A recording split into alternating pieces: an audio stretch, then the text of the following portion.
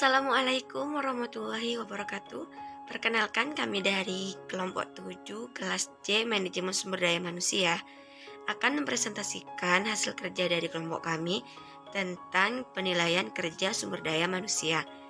Sebelumnya perkenalkan anggota dari kelompok 7 diantaranya ada saya sendiri Nova Dwi Febriana dengan NIM 60. Kemudian ada rekan saya Salva Salsabila dengan NIM 75 dan yang terakhir ada Jelita Amranani Agnugrasari dengan NIM 93. Yang pertama yaitu pengertian dan tujuan penilaian kinerja.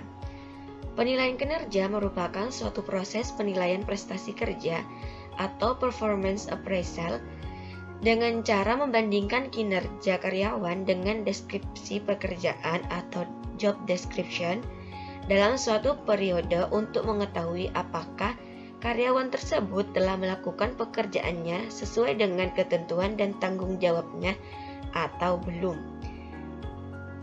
Tujuan dari penilaian kinerja yang pertama, meningkatkan chemistry antara karyawan dan warga organisasi atau perusahaan. Yang kedua, memotivasi karyawan agar berbuat lebih baik. Yang ketiga, memberikan peluang untuk meningkatkan karir. Yang keempat, memotivasi karyawan agar berprestasi sesuai dengan potensi yang dimilikinya. Dan yang terakhir, menentukan tindakan penanganan bagi karyawan yang memiliki kinerja buruk. Caranya adalah dengan melakukan pelatihan dan pengembangan. Selanjutnya, yaitu objek dalam penilaian kinerja. Yang pertama, pengetahuan yang dimiliki oleh karyawan. Yang kedua, ketepatan waktu dalam menyelesaikan pekerjaan. Yang ketiga, kualitas pekerjaan. Yang keempat, kecepatan dalam menyelesaikan pekerjaan. Yang kelima, pengetahuan teknis mengenai pekerjaan. Yang keenam, self-confidence atau kepercayaan diri. Yang ketujuh, ada kemampuan beradaptasi dengan lingkungan perusahaan. Yang kedelapan, ada komunikasi antar karyawan. Yang kesembilan, ada kerja sama tim. Yang kesepuluh, ada kemampuan untuk menyampaikan ide yang dimiliki. Yang kesebelas, kemampuan mengatur pekerjaan. Yang kedua belas, adalah jiwa kepemimpinan. Yang ketiga belas, kemampuan untuk mengembangkan diri. Dan yang terakhir atau yang ke-14 adalah disiplin ilmu. Perkenalkan, saya Salva Salsabila dengan NIM 75. Selanjutnya saya akan menjelaskan mengenai pengaruh penilaian kinerja.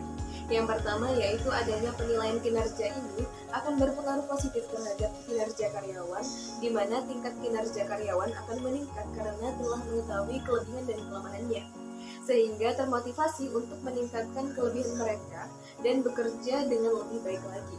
Yang kedua adalah meningkatkan produktivitas karyawan, misalnya ketika setelah penilaian kinerja terdapat feedback atau umpan balik untuk karyawan yang berprestasi. Yang ketiga adalah meminimalisir terjadinya miskomunikasi mengenai kualitas kerja yang diinginkan. Dan yang terakhir, mempererat hubungan komunikasi dua arah antara manajer dan karyawan. Selanjutnya ada metode penilaian kinerja karyawan. Yang pertama ada traditional assessment, di mana manajer atau atasan akan menilai langsung kinerja karyawan berdasarkan pengamatannya. Yang kedua ada manajemen by objectives atau MBO, di mana penilaian kinerja berdasarkan tujuan yang ditetapkan dalam periode tertentu. Terdapat 3 tahapan, yaitu tahap planning, di mana manajer dan karyawan menetapkan tujuan, tahap monitoring, di mana dilakukan pengecekan progres dan menilai sasaran kerja, dan terakhir tahap reviewing, di mana manajer dan karyawan mendiskusikan hasil akhirnya.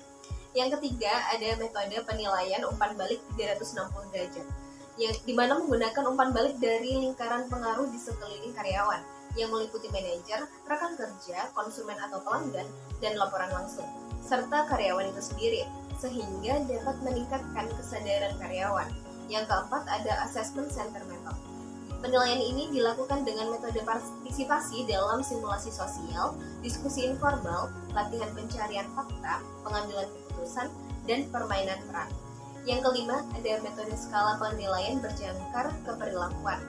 Metode ini membandingkan kinerja karyawan dengan contoh perilaku spesifik yang diberi rating angka. Misalnya, pelayanan pelanggan sesuai permintaan diberi rating 4, sedangkan pelayanan pelanggan sesuai permintaan dan tepat waktu diberi rating 5, dan seterusnya. Yang keenam ada penilaian psikologi. Fokus metode ini adalah analisis kinerja masa depan daripada kinerja masa lalu karyawan. Penilaian ini melibatkan psikolog berkualifikasi untuk memberikan tes, wawancara, dan diskusi. Yang ketujuh ada Human Resource Accounting Method. Metode ini menilai kinerja karyawan melalui manfaat moneter yang dihasilkannya untuk organisasi, yakni dengan membandingkan biaya mempertahankan karyawan dan kontribusi karyawan. Yang kedelapan ada metode insiden kritis. Adalah metode penilaian kinerja yang membutuhkan pemeliharaan dokumen-dokumen tertulis mengenai tindakan-tindakan karyawan yang sangat positif dan sangat negatif. Yang kesembilan ada metode esai. Adalah metode penilaian kinerja di mana penilai menulis narasi singkat yang menggambarkan kinerja karyawan. Yang ke-10 ada metode standar kerja. Adalah penilaian kinerja yang membandingkan kinerja setiap karyawan dengan standar yang telah ditetapkan atau tingkat output yang diharapkan. Yang ke-11 ada metode peringkat. Adalah metode penilaian kinerja di mana penilai menempatkan seluruh karyawan dari sebuah kelompok dalam urutan kinerja keseluruhan. Yang ke-12 ada metode distribusi dipaksakan. Adalah metode penilaian kinerja yang mengharuskan penilai untuk membagi orang-orang dalam sebuah kelompok kinerja dalam sejumlah kategori terbatas, mirip suatu distribusi frekuensi normal. Yang ke-13 ada metode skala penilaian. Adalah metode penilaian kinerja yang menilai para karyawan berdasarkan faktor-faktor yang telah ditetapkan. Selanjutnya adalah kendala dalam penilaian kinerja. Kendala yang pertama yaitu perubahan standar. Standar yang tidak konsisten dan juga berubah-ubah akan mempengaruhi pengukuran prestasi karyawan. Contohnya, manajer mungkin cenderung memberikan penilaian yang baik kepada karyawan yang kelihatannya penurut dibandingkan karyawan yang suka membantah meskipun karyawan tersebut memiliki prestasi yang cukup baik. Kendala yang kedua adalah adanya halo effect. Halo effect terjadi apabila penilaian manajer terhadap prestasi karyawan secara keseluruhan hanya bergantung pada satu atau beberapa aspek saja. Kendala yang ketiga adalah perbedaan sifat manajer. Manajer memiliki sifat dan juga karakter yang berbeda. Penilaian karyawan bisa menjadi berbeda karena sifat manajer tersebut. Kendala yang terakhir adalah perbedaan stereotip tertentu. Manajer dapat menjadi bias karena faktor etnis, jenis kelamin, atau golongan tertentu. Untuk menghindari hal tersebut, manajer harus berpegang pada pedoman atau standar tertulis. Dan juga hasil penilaian prestasi juga harus dilakukan sehingga dapat dipertanggungjawabkan. Untuk selanjutnya adalah cara mengatasi.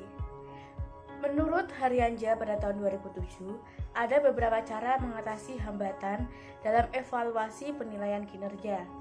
Yang pertama adalah memberikan latihan kepada penilai. Yang kedua adalah melibatkan penilai dalam penentuan formulir penilaian. Yang ketiga adalah menekankan pada manajer akan pentingnya penilaian untuk kinerja. Yang keempat adalah memberikan penghargaan pada manajer penilai. Dan yang terakhir adalah memilih penilai yang tepat. Sekian presentasi dari kelompok kami. Bila ada salah kata, kami mohon maaf.